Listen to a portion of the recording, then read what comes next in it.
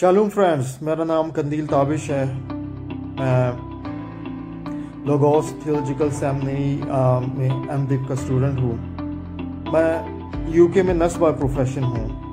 अरसदराज से मेरी ख्वाहिश थी कि सेमिनरी के माहौल में खुदावंद के पाक कलाम को सीखा जाए ताकि इफ़ेक्टिवली जो है उसकी बादशाही के लिए काम हो सके, लेकिन किसी वजह से ये मुमकिन नहीं हो सका। मेरा experience overall logos theological seminary के साथ अच्छा रहा।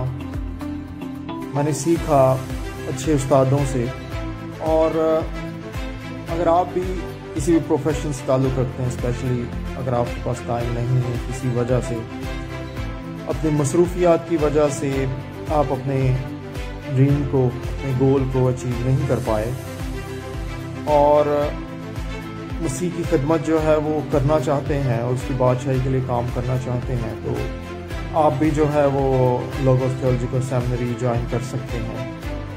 मैं उम्मीद करता हूँ कि हमारा ये सीखने का सफ़र जो है वो और उसकी खिदमत का सफ़र जो कबर तक जारी रहेगा, उसमें लोगोस थियोलॉजिकल सेमिनरी एक माइलस्टोन की हैसियत रख सकती है। खुदावंद आपके साथ हो और आपको और ज़्यादा बरकत दे। आमीन।